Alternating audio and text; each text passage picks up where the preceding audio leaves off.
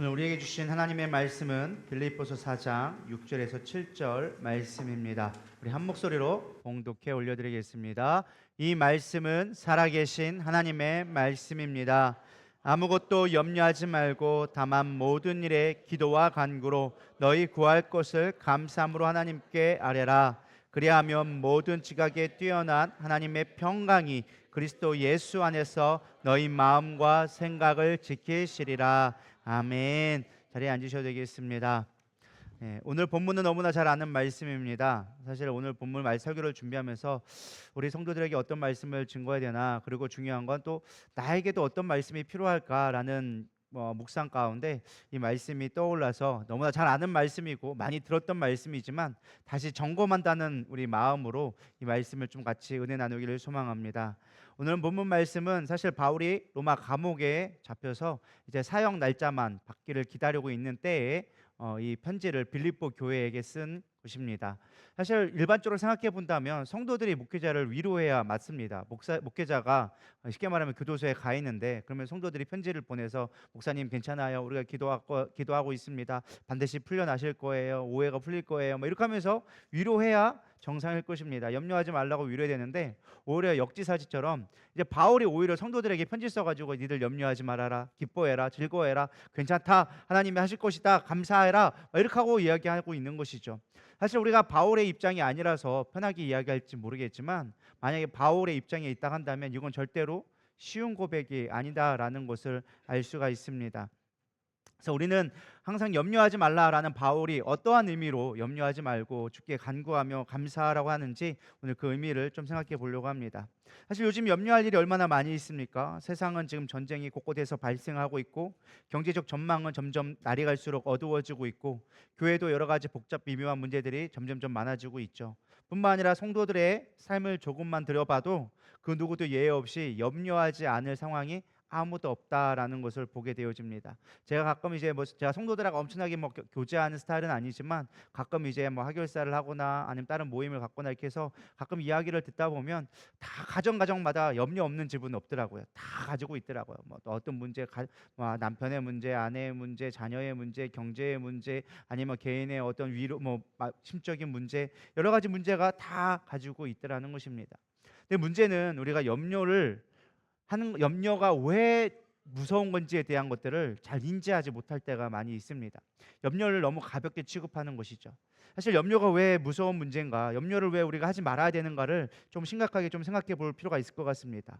왜 그러냐? 첫 번째는요, 염려하면 우리 삶에 열매를 맺을 수 없다라고 성경은 우리에게 가르쳐 주고 있습니다. 우리 마태복음 13장 22절 다 같이 한 목소리로 읽어보겠습니다. 시작.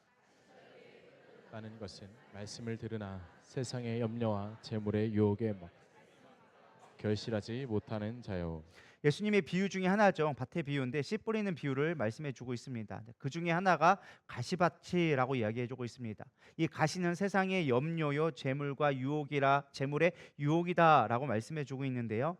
이것들이 세상의 염려로 말미암아 우리 안에 있는 삶의 열매들을 맺어야 되는데 열매를 맺을 수 없다, 결실을 하지 못하는 자가 되어진다라고 분명하게 가르쳐 주고 있습니다. 왜냐하면 염려를 하게 되어지면 주님께 붙어 있을 수가 없습니다. 가시가 찌르고 상처가 있다 보니까 할 수가 없다라는 것이죠. 또한 우리가 염려가 왜 무서운 것이냐, 생활의 염려는요, 주님과 멀어지게 만든다라는 것입니다. 누가복음 21장 34절에 보면 너희는 스스로 조심하라, 그렇지 않으면 방탕함과 술 취함과 생활의 염려로 마음이 둔하여지고 라고 얘기해주고 있습니다. 염려할 때 어떤 일이 일어나느냐, 우리의 마음이 둔하여집니다. 둔하여진다라는 것은 주님께 반응하기가 어려워지는 것이죠. 말씀을 들어도 말씀에 반응하지 않게 되어지는 거예요. 할렐루야. 그래서 우리는 무엇보다 염려가 얼마나 무서운 것인지, 단순하게 삶이 그래서 힘드니까 어쩔 수 없이 우리가 걱정, 근심, 염려를 한다라고 하지만 그것이 얼마나 큰 영적인 문제인지를 깨달아야 한다라는 것입니다. 염려하면 기도가 되지 않습니다. 찬양해도 기쁘지가 않습니다. 예배는 기쁨과 소망이 아니라 짐이 되기 시작합니다. 단순히 염려가 아니라 주님과 담을 쌓게 되어지는 것이 염려이기 때문에 그렇습니다. 또한 세 번째, 우리가 염려를 하지 말아야 되는 이유 중에 하나가 마귀로 하여금 더 힘을 얻게 하는 게 염려이기 때문에 그렇습니다. 베드로전서 5장 7절에서 8절 우리 다 같이 읽어보겠습니다. 시작. 너희 염려를 다 주께 맡기라. 이는 그가 너희를 돌보심이라. 근신하라 깨어라 너희 대적 마귀가 우는 사자같이 두루 다니며 삼킬 자를 찾나니. 예, 너무나 잘 아는 말씀이죠. 오늘 말씀과 일맥상통하는 말인데 너희들 염려를 주께 맡겨버려라라고 얘기해요. 근데 그 뒤에 하는 이야기가 무엇이냐? 너희가 염려하게 되어지면 대적 마귀가 우는 사자같이 너희들을 잡아먹을 것이다, 삼킬 것이다라고 경고하고 있죠. 정리하면 그겁니다. 염려하면 마귀가 우리를 지배하게 되어진다라는 것입니다. 반대로 얘기하면 염려를 내버리면 주님이 우리를 다스리신다라고 이야기하고 있죠. 그래서 무엇보다 우리가 염려는 단순한 문제가 아닙니다. 우리의 삶 가운데 심각한 문제를 초래하게 되어지고 염려로 인하여져서 영적인 심각한 문제가 발생되어지는 것입니다. 또한 네 번째 우리가 염려를 하지 말아야 될 이유 중에 하나가 무엇이냐? 염려의 끝은 사망이기 때문에 그렇습니다. 고린도후서 7장 10절은 얘기합니다. 하나님의 뜻대로 하는 근심은 후회할 것이 없는 구원에 이르게 하는 회개를 이루는 것이요 세상 근심은 사망을 이루는 것이니라. 세상의 근심, 염려는 결국 너희들을 사망에 이르게 한다라고 이야기해주고 있습니다. 실제로 그렇습니다. 미국 파퓰레이션 헬스 저널지에서 조사를 했다고 합니다. 너무나 잘 아는 내용이지만 스트레스 받고 염려하는 걱정은 암 발생률을 14%나 증가시킨다라는 연구 결과를 발표했습니다. 실제로 염려는 우리가 스트레스 받고 하는 것은 면역 시스템을 저하시키고 염증 반응을 촉진시키며 장내 미생물의 균형을 파괴해서 신체의 대사 능력을 떨어뜨린다고 합니다. 염려하는 자체가 죽음으로 가는 길이다라는 것입니다. 아무리 좋은 약을 뭐하면 뭐합니까? 염려하고 있으면은 아무 백개 무익하다라는 것이죠. 그러니까 마음을 지키는 게 우리가 건강을 지킬 수 있는 좋은 방법 중에 하나입니다.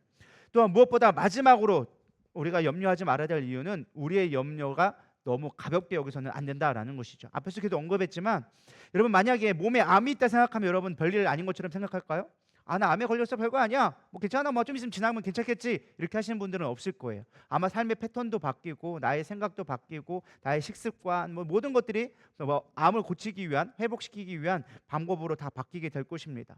왜냐? 중요하게 여기기 때문에 변화가 된다라는 것이죠. 근데 많은 사람들이 염려를 너무 가볍게 생각하고 있다라는 것입니다. 뭐 상황이 그러니까 어쩔 수 없이 뭐 염려가 되는 걸 어떡하라고 이렇게 쉽게 생각한다라는 것이죠. 제가 조금 비유를 들겠습니다. 여기 물컵이 있습니다. 자, 물컵을 제가 마실 때 잠깐 마시면 놓을 때는 이게 가벼울까요, 무거울까요? 별로 안 무거워요. 가벼워요. 근데 이거를 제가 1시간 동안 들고 있었는데 생각해 보시기 바랍니다. 어떨까요? 무거워지기 시작하겠죠. 뭐 제가 버티긴 하겠죠. 뭐 2, 30분은 버티면서 발발발 떨긴 하겠지만 하겠죠. 근데 만약에 이거를 한 달 동안 쥐고 있다고 생각해 보시기 바랍니다. 어떻게 될까요? 팔이 가만히 있지는 않겠죠. 뭔가 난리가 날 것 같아요. 문제가 생길 것 같아요. 왜 그럴까요? 별거 아니라고 생각하지만 이것이 지속되어지면 심각한 문제를 초래할 수 있다는 것이죠. 염려도 마찬가지예요. 우리가 잠깐 염려할 수는 있어요. 그러나 그 염려가 지속되어지면 심각한 문제를 초래할 수 있다는 걸 우리는 깨달아야 한다는 것입니다. 정리하면 이렇습니다. 염려는 단순한 환경의 문제, 생활의 문제가 아니다라는 것입니다. 가볍게 치부할 문제가 아니라는 거예요. 염려는 상황 문제가 아니라 영적인 문제입니다. 단순한 외부 환경에서 발생하는 것이 아닌 우리의 영혼이 병들었다는 증거가 염려다라는 것입니다. 육체의 질병이 그러하듯이 영혼의 치유와 회복은 결국 영적인 것에서 시작되어진다라는 것입니다. 그래서 염려는 현상에 치중할 것이 아니라 진짜가 무엇인지를 발견할 수 있어야 되는 거예요. 지금 내가 염려가 왔다. 지금 내 영적인 문제에 심각한 오류가 생겼구나, 문제가 생겼구나라는 것을 빨리 진단할 수 있어야 된다는 거예요. 예를 들어 저를 조금 제 몸 상태를 가지고 좀 진단을 해보겠습니다. 저는 아침마다 피곤하니까 비타민 C와 영양제들을 거의 한 주먹을 거의 때려 넣습니다. 피곤할 때마다 막 빼고 넣죠. 거기다 또 담임 목사님도 조금만 피곤하면은 뭐 이렇게 많이 사주시는지 모르겠어요. 막 책임감을 갖고 그걸 먹으려니까 그것도 바쁜 거예요. 이거저거 먹으려니까 막 한 주먹이 되는 거예요. 근데 그거를 먹고 하면 잠시는 피로가 풀리겠죠. 풀렸는데 근본적인 문제가 뭘까요? 지방간이 문제인 거더라고요. 지방간이. 저는 술도 안 마시고 뭐 사실 그런 엄청나게 뭐 그렇게 비만이라고 아니라 생각하는데 어쨌든 제 지방에 간이 있다고 합니다. 지방에 간에 지방이 있다고 합니다. 지방에 간이 있으면 큰일 나죠. 간에 지방이 있어야겠죠. 지방간이 있다고 하는데 어쨌든 이것이 제 실제적인 문제인 거예요. 그래서 내가 피로를 느끼는 건 왜 그런 거예요? 지방간에서 간의 기능이 떨어지기 시작하니까 피로감을 느끼는 건데 피로를 회복하지 못하는 게 문제인데 계속 피로 회복하지 못한다고 비타민이나 뭐 다른 것만 열심히 한다고 해서 근본적인 문제가 해결되지 않는다는 거예요. 그냥 여러분들이 쉽게 이해하기 위해서 그냥 저를 타겟을 한 거지 뭐 제가 그렇게 뭐 몹쓸 만한 인간은 아닙니다. 가끔 왜 이렇게 오해하시는 분들이 있더라고요. 제가 엄청나게 힘든 것처럼 보이는데 그렇지 않습니다. 잘 살고 있습니다. 어쨌든 중요한 건 우리의 영적인 문제, 이 염려라는 문제가 삶의 환경에서 나오는 어떠한 삶을 해결하기 위해서 단순적인 우리가 보편적인 어떠한 그런 것들로 치유하려고 하면 회복이 되지 않는다라는 거예요. 제가 왜 이 말씀을 드리느냐? 우리가 염려를 해결할 때 잘못된 방법으로 해결할 때가 많다라는 거예요. 비타민 때려 붓듯이 다른 방법으로 한다라는 거예요. 첫 번째 방법이 무엇이냐? 나의 방법을 추구하는 거예요. 나는 이걸 해결할 수 있어. 내가 해왔으니까 난 이 정도는 이겨왔어 하면서 내 스스로 뭔가 찾으려 하고 이거를 해결시키려고 하는 노력들을 한다라는 것입니다. 어느 정도 일정 부분은 할 수도 있겠죠. 뭐 정신적인 뭐 요가를 한다거나 아니면은 뭐 여행을 간다거나 아니면은 뭐 사람을 한다거나 내 스스로 뭔가를 할 수 있겠지만 결국에는 그곳에서 염려를 벗어버릴 수는 없다라는 것이죠. 나 혼자 되지 않으면 내 스스로 할 수 없다라는 생각이 들면 사람들이 하는 방법이 무엇이냐? 사람을 의지하기 시작합니다. 이게 두 번째 문제예요. 성경은 사람을 의지하지 말라고 얘기합니다. 방백을 의지하지 말고 오직 여호와를 의지하라고 하죠. 가장 대표적인 우리가 사람을 의지하는 방법이 무엇입니까? 전문가를 찾아가기 시작하는 것입니다. 정신과 의사를 찾아가거나 어떤 그 분야의 문제 해결할 수 있는 전문가를 찾고 상담가를 찾아갑니다. 물론 어느 정도 일정 부분에 대해서 해결을 받을 수도 있습니다. 탁월한 전문가라 할지 어떤 상황이나 다른 것들을 다른 식견으로 분석하고 다른 우리가 생각하지 못한 것들을 제시할 수 있겠죠. 그러나 우리가 분명히 알아야 될 것은 전문가조차도 완전한 자는 아니다라는 것입니다. 왜냐? 그들은 미래를 알 수 없는 자예요. 내일을 알 수 없는 자예요. 오직 내일을 알 수 있는 건 누구밖에 없어요? 오직 하나님밖에 없다라는 것입니다. 그래서 많은 사람들이 어떤 사람들을 의지하려고 하지 뭐 그 방법을 찾아 선택하지만 결국 우리 안에 있는 염려는 근본적으로 해결되지 않는다라는 것이죠. 왜요? 아까도 얘기 드렸지만 이 염려라는 문제는 어디다? 상황에 있고 환경에 있는 것이 아니라 영적인 문제 가운데 있기 때문에 그렇다라는 것이죠. 저 하나 예를 들어 보겠습니다. 우리가 사람을 의지하는 것 중에 하나가 우리 교회 아니니까 그래도 목사에게 조금 우리가 상담을 하려고 합니다.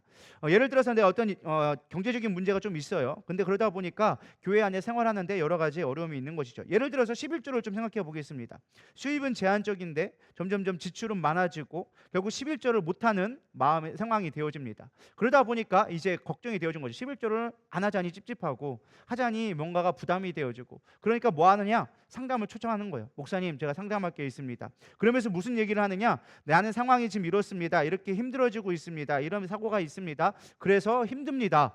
라는 게 결론이에요. 그러니까 결론은 무엇이냐? 뒤에 거는 난 이래서 11조를 못해요. 라는 얘기를 설득시키고 싶은 거예요. 그래서 결론은 그거예요. 목사님 내가 이렇게 힘듭니다. 라고 얘기를 하죠. 결국은 자신이 어쩔 수 없는 상황이란 거를 인정받고 싶은 거예요. 아, 내가 이렇게 인정받으려고 한다. 그래서 내가 그거에서부터 나는 이것부터 염려하는 거에 대해서 어쩔 수 없는 상황이다라는 것을 보상받고 싶은 경우가 많이 있다라는 것입니다. 그런데 그것은 진정한 해결 방법이 아니다라는 것입니다. 예를 들어서 목사님이 그래 어쩔 수 없죠. 뭐 11조 못 내는 거 어쩔 수 없습니다라고 얘기한다고 해도 하나님이 오케이 하시겠냐라는 거예요. 하나님은 절대적으로 우리에게 11조를 명령해 주고 계십니다. 왜요? 내가 너를 복되게 하려고 복 준다라는 거예요. 11조는 우리를 괴롭게 하려는 것이 아니라 진짜 네가 나를 믿느냐 확인해 보고 싶다라는 거예요. 하나님도 우리의 사랑을 확인하고 싶어 한다라는 것입니다. 할렐루야. 내가 진짜 하나님을 믿는다면 11조 드리면 하나님이 나를 지켜주시고 보호하신다라는 믿음이 있으면 우리는 그거에 흔들리지 않습니다. 근데 중요한 건 뭐예요? 영적인 문제이기 때문에 믿음의 문제이기 때문에 그것에 어려움을 당하는 거예요. 제가 그냥 교회 아니기 때문에 11조라는 것을 그냥 예를 든 것뿐이지 힘들지 않기를 소망합니다. 삶의 모든 문제가 그렇다라는 것입니다. 우리가 어떤 문제가 있을 때 사람을 의지하고 전문가를 의지하고 하는 그 대부분들이 나는 어쩔 수 없다라는 자기 인정이나 어떤 상황에 대한 그냥 위로를 받고 싶은 경우가 대부분에 있다라는 것입니다. 누가 위로해 준다고 해서 문제가 해결되는 것이 아닙니다. 우리의 삶을 책임지고 이끌어 주실 온전한 하나님 앞에 맡길 때 우리가 이겨낼 수 있다라는 것입니다. 그렇다면 진정으로 우리가 어떻게 염려를 맡길 수 있을까? 염려를 해결할 수 있을까? 좀 성경적인 방법을 살펴보려고 합니다. 첫 번째는 약함과 악함을 분별할 수 있어야 된다라는 것입니다. 이게 무슨 말이냐? 성경 말씀에는 너의 염려를 모두 주께 다 맡겨버려라 라고 얘기했습니다. 하나님은 우리를 긍휼히 여기시는 분입니다. 우리의 연약함을 체휼하시는 분이라고 성경에서는 분명히 이야기해주고 있습니다. 근데 중요한 건 이 약함과 악함을 우리는 혼동할 때가 있어요. 이게 무슨 말이냐? 우리가 어떠한 상황에 닥쳤을 때 위기에 닥칠 수가 있습니다. 그럴 때 우리가 하나님 앞에 구하고 말씀을 듣고 순종하는 것은 성경에서는 뭐라고 얘기하느냐? 약함이라고 얘기합니다. 그래서 성경은 바울을 통하여져서 너희가 약함이 강함되어질 수 있다라고 얘기해주고 있어요. 좀 이따 더 구체적으로 얘기하겠지만 그거는 연약함이에요. 그래서 연약함을 가지고 하나님 앞에 나아가는 건 기쁜 일이에요. 근데 우리가 이런 문제가 있을 때 하나님 말씀을 듣지 아니하고 나의 뜻대로 결정하고 다른 방법을 찾는 것을 성경에서 뭐라고 얘기하느냐? 악함이라고 얘기하는 거예요.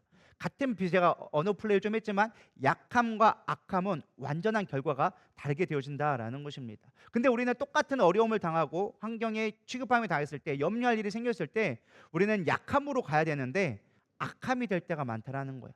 나의 뜻을 고집하고 다른 방법을 찾는다라는 것이죠.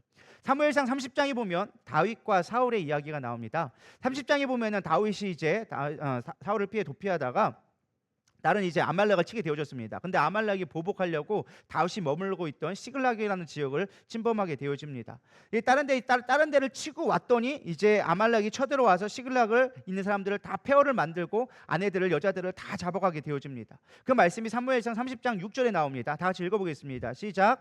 백성들이 자녀들 때문에 마음이 슬퍼서 다윗을 돌로 치자 하니 다윗이 크게 다급하였으나 그의 하나님 여호와를 힘입고 용기를 얻었더라라고 얘기해주고 있죠. 그러니까 쉽게 말해서 여기서 중요한 말씀이 다윗이 크게 다급하였다라고 얘기하고 있어요. 이 다급하였다라는 말이 차라르라는 말인데 이게 고통 가운데 있다, 극심한 압박을 받다 뭐 이런 뜻을 갖고 있습니다. 그러니까 지금 다윗은 엄청난 염려 가운데 있었어요. 근데 다윗의 선택은 그 가운데 여호와께 기도함으로 말미암아 힘을 얻고 용기를 얻었다라고 이야기해주고 있어요. 물론 여기 말씀에는 기도했다라는 표현이 없지만 여호와를 힘입었다라는 게 다윗의 그 전에 행적을 봤을 때 기도했다라는 것을 우리가 쉽게 알 수 있습니다. 근데 바로 앞에 두 장 앞에 보면은 사울의 이야기가 나옵니다. 사울도 똑같은 어려움에 처하게 되어집니다. 근데 그는 다른 선택을 하게 되어집니다. 우리 사무엘상 28장 15절 제가 읽어드리겠습니다. 사무엘이 사울에게 이르되 내가 어찌하여 나를 불러 올려서 나를 성가시게 하느냐 하니 사울이 대답하에 나는 심히 다급하니이다. 블레셋 사람들 나를 향하여 군대를 일으켰고 하나님이 나를 떠나서 다시는 선지자도 꿈으로도 내게 대답하지 아니하시기로 내가 행할 일을 알아보려고 당신을 불러 올렸나이다 하더라. 이게 언뜻 보면 사무엘과 대화처럼 이거지만 사무엘과의 대화가 아니라 무당 지금 접신한 여인에게 무당에게 가가지고 왜 이미 사무엘이 죽었거든요. 그러니까 물어볼 데가 없는 거예요. 근데 블레셋이 막 오는 거예요. 지금 다급한 거예요. 마음이 죽게 생겼어요. 염려가 생기니까 뭐 했느냐? 하나님을 찾는 게 아니라 뭐 했다? 접신 무당을 찾아가가지고 사무엘 좀 불러달라고 하면서 자신이 찾는 방법으로 문제를 해결하려 했다라는 것입니다. 똑같은 단어를 쓰고 있습니다. 똑같이 크게 다급하였다, 심히 다급하였다. 하나님은 똑같이 염려 가운데 있었지만 다른 선택으로 말미암아 한 사람은 약함이 강함되게 하고 한 사람은 악함으로 심판받는 일을 겪게 되어졌다라는 것입니다. 우리의 삶이 그렇습니다. 우리는 약함을 자랑할 수 있어야 된다라는 것입니다. 우리가 염려한다라는 것은 연약해졌다라는 거예요. 약해졌다라는 거예요. 우리는 그걸 하나님 앞에 구할 수 있어야 된다라는 것입니다. 우리 고린도후서 12장 9절부터 10절에 보면 바울의 이야기가 있어요. 바울이 자신의 질병으로 인하여서 하나님 앞에 3번씩이나 간구합니다. 진실되게 고백하죠. 하나님, 내가 이 질병으로 인하여져서 너무나 힘듭니다. 나를 고쳐주시옵소서 간구하게 되어지죠. 그때 하나님이 이 바울에게 이렇게 말씀합니다. 나에게 이르시기를 내가 은혜가 족하도다. 이는 내 능력이 약한 데서 온전하여짐이라 하신지라. 그러므로 도리어 크게 기뻐함으로 나는 여러 약한 것들에 대하여 자랑하리니 이는 그리스도의 능력이 내게 머물게 하려 함이라. 그러므로 내가 그리스도를 위하여 약한 것들과 능력과 궁핍과 박해와 공고를 기뻐하노니 이는 내가 약한 그때에 강함이라. 바울이 당하는 고난들을 얘기합니다. 여기서 얘기하고 있는 궁핍과 박해와 공고는 우리 삶 가운데 있는 문제들로 해석해 볼 수가 있겠죠. 그런 문제들이 왔을 때 바울은 이 연약함으로 말미암아 강함이 될 수 있다라고 얘기하고 있다는 거예요. 왜? 주님을 붙들고 있을 때 내 안에 그 약함이 염려들로 하여금 주님 앞에 기도하였더니 강함이 될 수 있다라는 방법을 가르쳐주고 있는 것이죠. 그래서 이 바울의 약함이 강화되는 능력의 키포인트가 무엇이냐? 오늘 본문 말씀에 염려하지 말고 기도하라는 것입니다.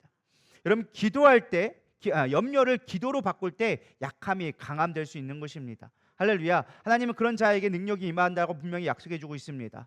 그래서 염려의 해결책은 다른 게 아니라 바로 기도인 것입니다. 우리는 기도와 간구로 나가야 합니다. 기도는 절망을 절박함으로 바꾸는 것입니다. 할렐루야. 여러분 염려가 크면 클수록 우리는 무엇을 해야 되느냐? 하나님 앞에 더 기도하고 절박해져야 한다라는 것입니다. 여러분 기도의 목적은 상황을 바꾸는 것이 아닙니다. 많은 사람들이 착각하는 게 기도의 목적을 상황을 바꾸려고 합니다. 자녀의 문제면 자녀가 바뀌기를, 경제의 문제면 경제가 회복되기를, 어떤 관계의 문제면 관계가 회복되기를 우리는 간구할 때가 많이 있습니다. 물론 그것도 우리가 필요한 기도일 수도 있겠지만 성경에서 말하는 기도의 목적은 내 안에 영적인 변화임을, 주님을 찾는 것임을 여러분 받기를 소망합니다. 기도는 내 안에 있는 주님을 찾는 거예요. 할렐루야. 그래서 우리가 하나님은 우리 가운데 기도할 때 하나님이 일하시기 시작합니다.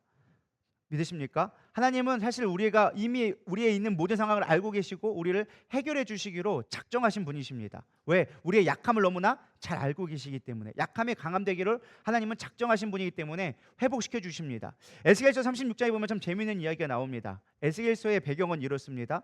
이미 바벨론에 의해져서 하나님의 심판에 의해서 예루살렘 지역이 다 황폐화가 되어졌습니다. 그리고 수많은 이스라엘 백성들이 이미 바벨론 포로로 끌려가거나 끌려갔던 상황에 지금 있는 상황이 에스겔서의 배경입니다. 그때 하나님의 에스겔 선지자를 들어서 말씀을 하게 하시죠. 무슨 말씀하냐? 내가 다시금 회복할 것이다 라고 이야기합니다. 한번 제가 읽어드리겠습니다. 주 여호와께서 이같이 말씀하셨느니라. 내가 너희를 모든 죄악에서 정결하게 하는 날에 성읍들의 사람이 거주하게 하며 황폐한 것이 건축되게 할 것인즉 전에는 지나간 자의 눈에 황폐하게 보이던 그 황폐한 땅이 장차 경작될지라. 사람이 이르기를 이 땅이 황폐하더니 이제는 에덴 동산같이 되었고 황량하고 적막하고 무너진 성읍들의 성벽과 주민이 있다 하리니 너희 사방에 남은 이방 사람이 나 여호와가 무너진 곳을 건축하며 황폐한 자리에 심은 줄을 알리라. 나 여호와가 말하였으니 이루리라. 주 여호와께서 이같이 말씀하셨느니라. 그래도 이스라엘 족속이 이같이 자기들에게 이루어 주기를 내게 구하여야 할지라. 내가 그들의 수요를 양떼같이 많아지게 하되.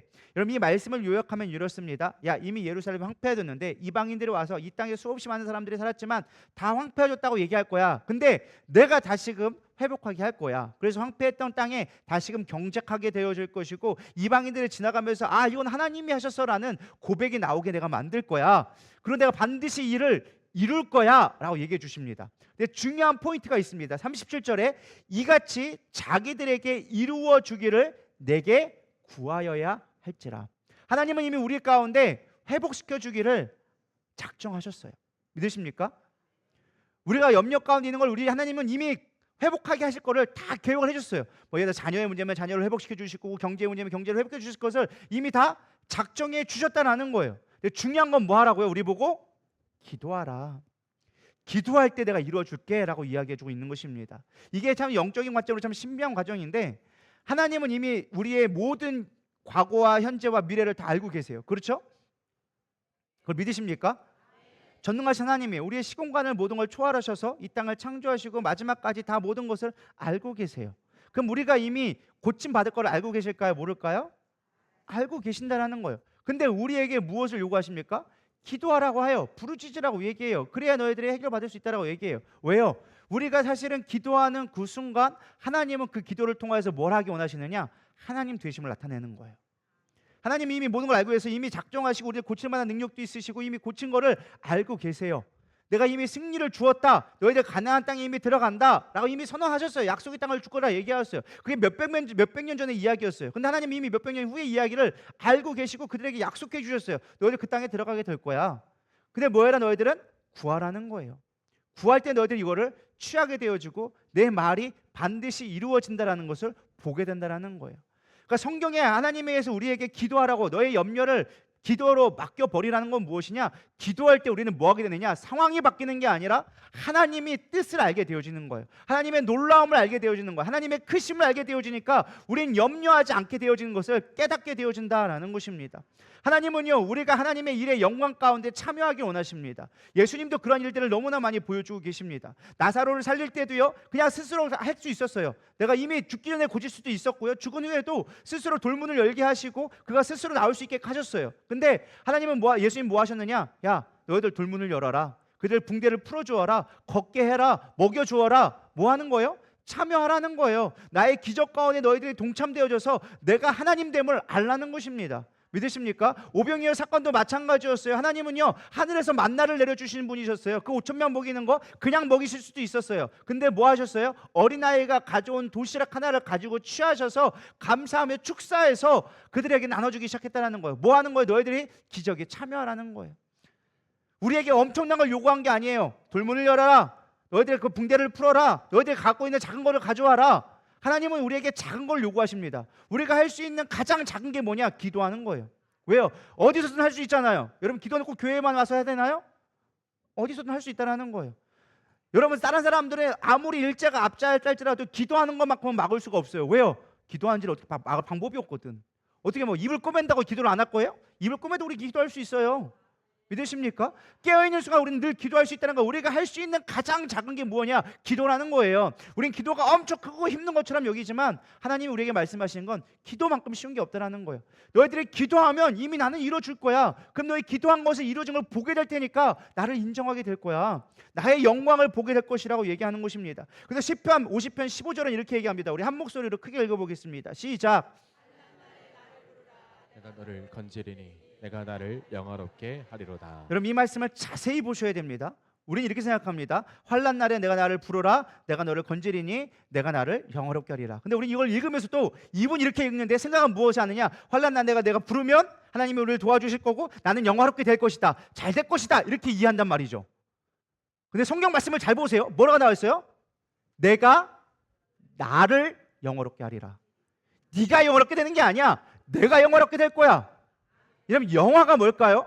하나님이 일하시는 게 영화예요. 하나님의 영광 받으시는 거, 하나님이 일하셨습니다, 하나님이 함께 하셨습니다, 하나님의 능력이십니다라고 고백되어지는 것이 영화예요. 하나님이 하나님 되시는 걸 성경에서는 영화라고 얘기하는 거예요. 내가 거룩하니 너희가 거룩하라. 이 말이 뭐예요? 나와 같이 되어지는 것이 너희들이 영화되는 거예요. 거룩하게 되어지는 거예요. 그러니까 영화는 하나님이 일하셨다는 걸 나타내는 거예요.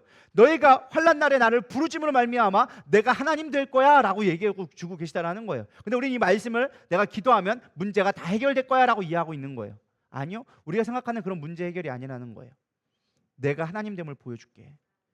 그것이 우리의 생각과 우리의 방법과 우리의 계획과는 전혀 다를 수 있어요. 그러나 하나님은 반드시 하나님 되심을 나타내는 표징을 우리가 기도할 때 보여주겠다라는 거예요. 지금 너희가 당하는 환난으로 말미암아 내가 역사하는 표징이 되게 하라는 거예요. 그래서 아까 뭐랬어요? 우리가 염려하고 걱정하는 것이 나의 약함이 되어지면 하나님이 그거를 강하게 만드는 도구로 사용하셔서 하나님의 영화를 받으시는 단계로 만들어 가신다는 거예요.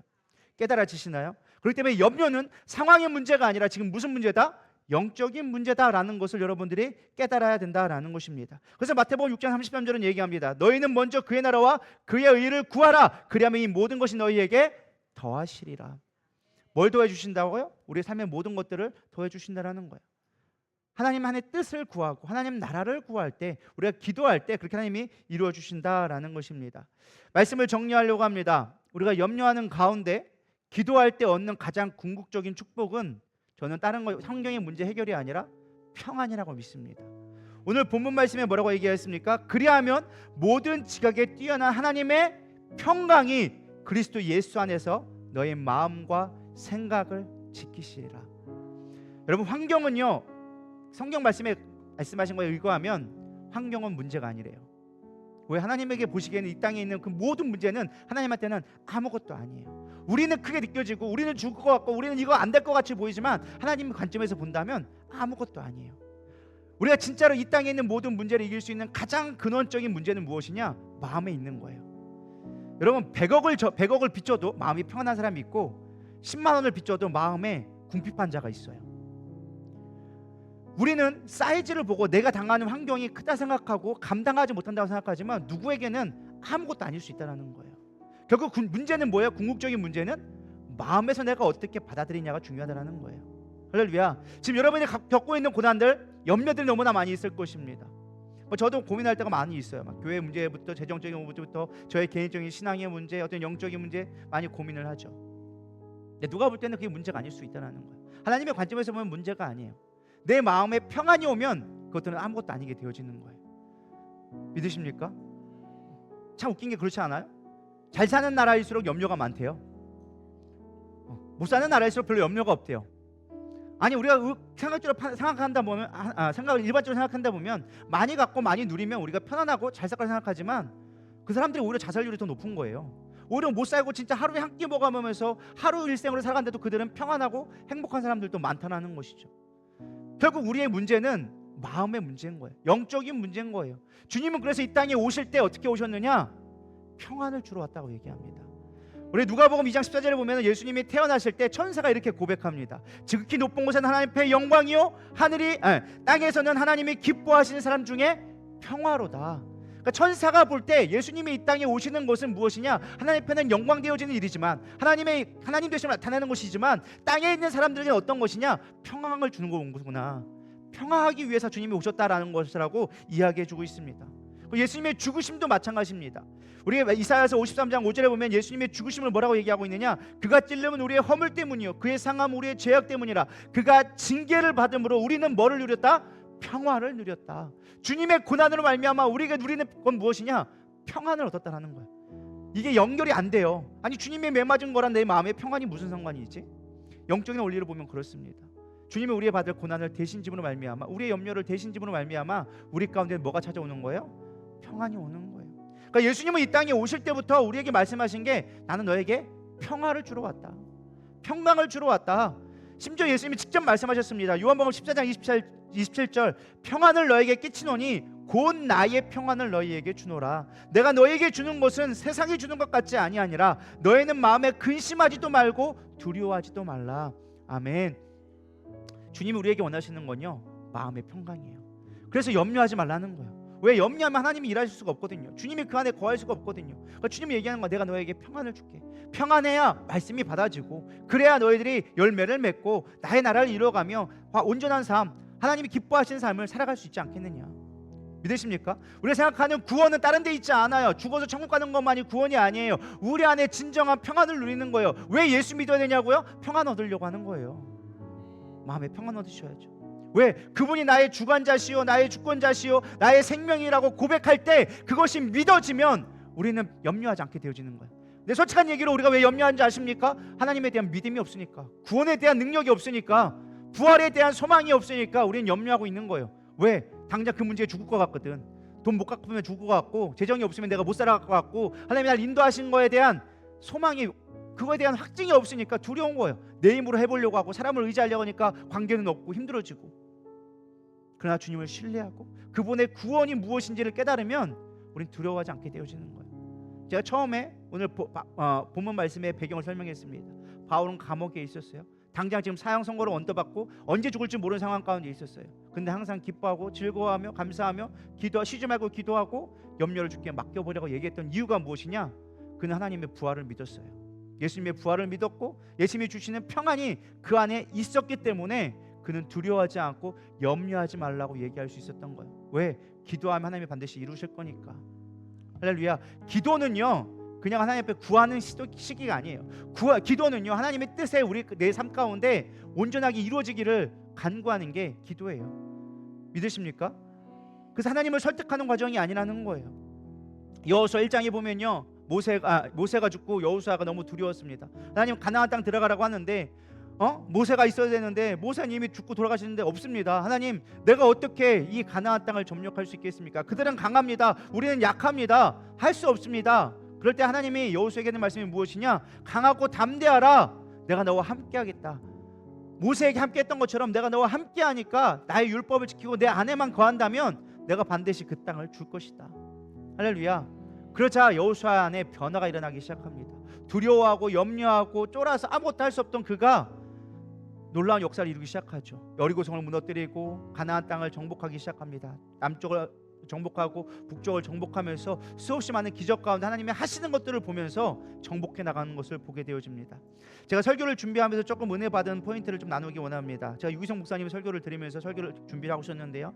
목사님이 이런 간증을 하시더라고요. 처음 선한 목자 교회, 거기 엄청 큰 교회거든요. 아마 몇백억을 아마 들여서 건축을 했던, 몇십억, 몇백억까지는 아니어도 아마 몇십억 원 되는 건축을 했던 것 같아요. 근데 그때가 한번 교회를 건축하면서 때마침 이제 IMF가 오고 막 부도 위기가 나게 되어진 것입니다. 정말로 어디 집회 갔다 오는데 그 목사님의 고백을 뭐라고 하느냐? 숨을 쉴 수 없을 것 같다. 부도 날 것 같아요. 목사님 어떻게 해야 돼요? 라는 그 말에 숨을 쉴 수가 없었대요. 그리고 자기의 고백 가운데 나는 죽었습니다라는 고백이 실제로 나왔대요. 근데 그 나는 죽었습니다라는 고백할 때 갑자기 주님이 내 안에서 뭔가를 이렇게 밀어주시는 걸 이렇게 느꼈대요. 그러면서 갑자기 믿음이 생기기 시작했대요. 상황은 아무것도 변하지 않았대요. 여전히 지금 부도 위기에 처해 있어. 근데 내 마음까지 주는 게 야, 너 지금 부도 당했냐? 아니잖아 라는 마음, 믿음이 오면서 야, 내가 반드시 이 교회를, 성전을 지을 거야, 내가 받을 거야 라는 믿음이 확실하게 오더라는 거예요. 근데 그랬더니 갑자기 염려되는 것들이 감사로 바뀌기 시작했대요. 그러면서 기도하기 시작했고, 기도하면서 놀랍게 하나님이 전혀 예상치 못한 곳에서 막 1억이 오기도 하고, 여기서 주기도 여기도 하고. 사실 성도들이 이미 그 건축하는데 이미 기초 작업으로 모든 걸 올인하고 성도들은 할 수 없었어요. 근데 외부에서 사람들이 갑자기 붙여주셔서 놀랍게 그 일들을 이뤄가시는 것들을 간증하는 것을 제가 듣게 되어졌습니다. 여러분, 우리가 염려될 때 기도할 수 있어야 되기를 축복합니다. 기도하면 하나님이 원하시는 것은 우리의 문제 해결이 아니에요. 내가 주님을 얼마나 신뢰하는가를 원하신다는 거예요. 주님밖에 없습니다는 고백이 되어질 때 주님은 우리 마음 가운데 평강을 주기 시작합니다. 나의 믿음이 커질수록 평강의 크기도 커집니다. 그러면 환경을 이겨나갈 수 있는 지혜가 열리기 시작하고 하나님이 하시는 것들을 볼 수 있는 믿음의 눈들이 띄어지기 시작하는 거예요. 여러분, 염려는요 상황의 문제가 아닙니다. 우리 따라하겠습니다. 염려는 상황의 문제가 아니다. 영적인 문제다. 믿음의 문제다. 할렐루야. 여러분, 이겨낼 수 있으면 좋겠습니다. 지금 막힌 분들이 많아요. 제가 뭐 일일이 호명하진 않겠지만은 제가 얘기를 들어보고 하면은 막혀 있는 부분들이 있어요. 뭔가 지금 풀려야 되는데 풀릴 때 풀리지 않는 부분들이 있어요. 여러분, 그 문제 갖고 뭐 하라는 거예요? 기도하라는 거예요. 왜? 주님이 하나님 되심을 보여주기 위해서, 하나님이 하나님 되심을 나타내기 위해서 지금 달아보고 계신 거예요. 너의 믿음을 확신히 해라. 내가 반드시 이룰 거야. 지금은 죽을 것 같고, 지금은 안 될 것 같고, 포기할 것처럼 보이지만 하나님은 그래도 일하고 계시다. 이것을 우리에게 깨닫게 하길 원하신다라는 것입니다. 여러분, 힘들고 어렵다 할지라도 내가 그 염려로 말미암아 연약할 부분에 있다 할지라도 연약함이 강함되도록 하나님이 일하시도록, 그래서 내 마음 가운데 평안함이 임하도록 주님 앞에 기도로 나아갈 수 있는 저와 여러분 되기를 축복합니다. 우리 이 시간 주는 평화, 막힌 담을 모두 하셨네. 우리 찬양하시면서 우리 이 시간 기도하는 마음으로, 주님, 내가 염려 가운데 있습니다. 내 염려 주님 앞에 맡겨버리게 하여 주시옵소서. 내 마음을 지켜주시옵소서. 우리 고백하는 마음으로 찬양하며 나가겠습니다. 주는 평화, 맡긴 담을 모두 하셨네. 주는 평화, 우리의 평화, 주는 평화, 막힌 담을 모두 하셨네. 주는 평화, 우리의 평화, 염려다 맡기라. 주가 돌보시니. 주는 평화, 우리의 평화, 염려다 맡기라. 주가 돌보시니. 주는 평화, 우리의 한 번 더 고백합시다. 염려다 맡기라. 염려다 맡기라. 주가 돌보시니. 주는 평화, 우리의 평화, 염려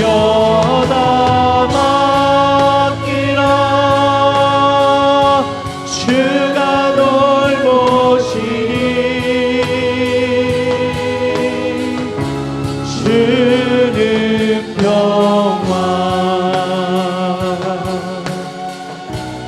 우리의 평화. 오늘 말씀을 생각하면서 하나님, 내가 염려할 시간에 기도로 주님 앞에 나아가게 하여 주시옵소서. 나의 약함이 강함되게 하여 주시옵소서. 주님이 내 안에 역사함으로 말미암아 내 영적인 부재, 하나님의 부재, 예수님의 부재가 가장 큰 문제라는 것을 깨닫게 하여 주시옵소서. 주님이 함께하면 어떠한 위경이 우리 가운데 앞에 있다 할지라도 그것은 우리의 문제가 되지 않습니다. 주님이 일하시면 됩니다. 주님이 함께 하시면 됩니다. 내 안에 평강을 더하여 주시옵소서. 우리 고백하는 마음으로 주여 세 번 부르며 기도하며 나가도록 하겠습니다. 기도하시겠습니다. 주여, 주여, 주여. 주님, 나의 믿음 없음을 용서하여 주시옵소서. 영적인 문제를 바라보지 못하며 환경에 보여지는 것들만 우리는 염려하고 있었습니다. 내 뜻대로 되지 않는다 원망했습니다. 하나님, 관계로 아버지만을 맡긴 것들을 풀어지게 하여 주시옵시고, 이 시간 주님 우리 안에 진정한 풀어지는 역사가 있게 하여 주시옵소서. 주님이 원하시는 삶, 그것은 주님을 신뢰하는 삶인데 우리가 얼마나 주님을 신뢰했습니까? 주님을 얼마나 의지했습니까? 얼마나 기도로 나아갔습니까? 하나님, 내 안에 있는 아버지 염려를 내려놓게 하여 주시옵소서. 기도로 나아갑니다. 주님을 신뢰합니다. 주 앞에 연약함으로 나가기를 원합니다. 주님 함께하여 주시옵시고, 우리 성도 한 사람 한 사람 만져주시옵소서. 영적인 침체로부터 깨어나게 하여 주시옵소서. 다시금 기도하며 하나님 앞에 부르짖으며 하나님 문제를 주 앞에 맡길 수 있는 믿음으로 나가게 하여 주시옵소서. 깨닫게 하여 주시옵소서.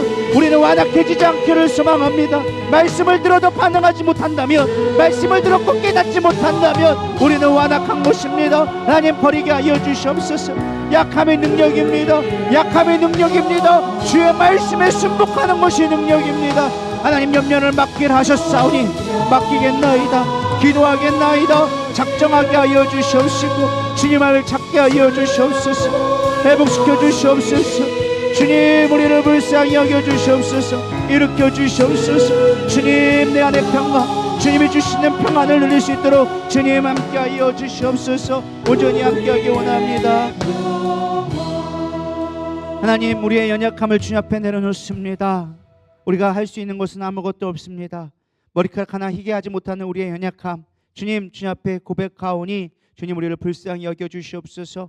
주의 말씀을 들었습니다. 깨닫게 하여 주시옵시고 순종하게 하여 주시옵소서. 기도하게 하여 주시옵소서. 우리가 완악해지지 않기를 소망합니다. 문제가 있다고 우리는 어쩔 수 없었다고 얘기하는 것이 아니라 하나님의 뜻에 순종하며 하나님의 위대하심을 나타내는 도구가 되게 하여 주시옵소서. 내 안에 평안을 더하여 주시옵소서. 염려와 두려움은 제거하여 주시옵시고 기도함으로 말미암아 주님이 주시는 믿음의 확신의 표징이 내 안에 드러나게 하여 주시옵소서. 감사가 내 안에 입술에서 넘치게 하여 주시옵소서. 환경 오고 낙담할 것이 아니라 하나님의 하실 일들을 기대하며 바라볼 수 있는 주의 백성들 되게 하여 주시옵소서. 이제는 우리 주 예수 그리스도의 은혜와 하나님의 무한하신 사랑과 성령님의 내주 교통 위로하심이 염려와 아버지 두려움으로 휩싸여 있는 것이 아니라 그 기간을 아버지 오히려 기도함으로 말미암아 약함이 강함되게 하며 하나님이 일하시기 원하는 이들 위에, 이들의 가정과 사업 위에 지금부터 영원토록 성령님의 능력이 함께하기를 간절히 축원하옵나이다. 아멘.